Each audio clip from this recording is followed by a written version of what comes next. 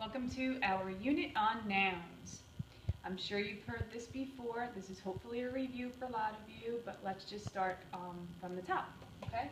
So a noun is a word or word group that is used to name a person, place, thing, or idea. That's just a base noun. We also have words called compound nouns. Compound nouns are single nouns made up of two or more words, and they're used together. And I know you've heard this before. We have grandmother, right? We have jumping jack. We have mother-in-law. We have cupcake, right? So think about some compound nouns that you know that you could put together. Two nouns making up one compound word. Okay. Now we have types of nouns. There are three different types of nouns that we're going to be working with. The first one is a concrete noun. A concrete noun is the name of a thing that is tangible, physical, that can be seen or touched. It can be a common noun or a proper noun. Basically, what I mean by that is, can you touch it, okay? So look at the examples. I can touch a book. I can touch a desk.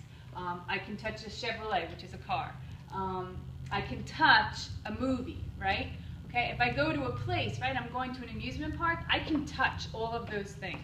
So as long as you can touch it, it's a concrete noun. Think of concrete, right? It's hard, it's solid, you can touch it, all right? That's a concrete noun. Then we have an abstract noun. And sometimes kids get a little bit messed up with abstract nouns because it's hard to identify them. And the reason why it's hard is because we can't touch it and we can't feel it with our hands. We feel it on the inside as an emotion. So it names something you can think about, but which you can't see or touch. It's an idea or a feeling. For example, we have love, we have courage, we have bravery, we have strength, we have friendship. Those are all words that we know, but if I were to say to you, okay, go touch love, you can't, right? You can feel it in your heart, but you can't go out and touch it. Now, I can touch symbols of love. I can touch a heart, right? I can touch a card that maybe somebody wrote to you. And those are all symbols of it that represent love. But the actual word love, you cannot touch. Therefore, it's an abstract noun. Then we have a collective noun. Collective noun names a group of people or animals. And it's considered a singular noun. And this also confuses kids often. For example, when I use the word class, right, you're all part of a class. And although many of you make up my class, right, class is a singular word. And that confuses kids sometimes. Another example would be team, right? A team is made up of a group of people, but the word team itself is singular. It is also a collective noun. Other examples of collective noun would be tribe, batch, as in like batch of cookies, yes. Class we talked about, herd we talked about. A herd, right, that's a group of animals. A flock is a group of birds. And of course a litter, in this case, litter is not like the garbage that you throw. In this case, litter as a collective noun would be like a litter of puppies, all right? So let's talk about that a little bit more. Okay, so here is a visual for the three different types of nouns. The first one I chose was concrete. An example of this is a car. I can get in a car, I can touch a car, I can feel a car. Concrete noun. The second type, as I was explaining before, is love. Now again, this heart is here. It's a symbol of love, but I can't touch it, okay? I can only feel it. Therefore, it's an abstract noun.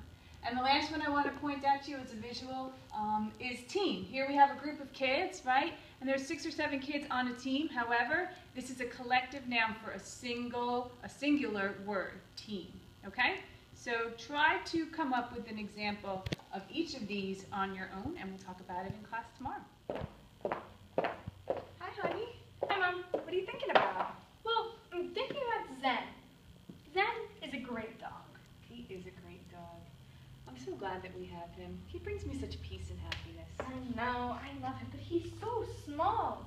Wasn't he the smallest one in the litter? He was the smallest one in the litter. All his sisters were like jumping on top of him and pouncing on him, and he was like itty bitty. I'm not even kidding. He was just this little thing in our hand, and we had to have him. I love him so much. Me too.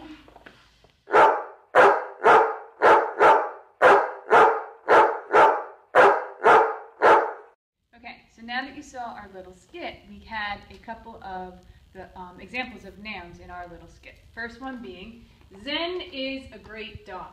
Okay? In this sentence, dog, which is a noun, is a concrete noun. All right? It's solid. He's a dog. We can touch him. We can pick him up. We can pet him. Okay? So that's a concrete noun. And then we said, he brings me such peace and happiness.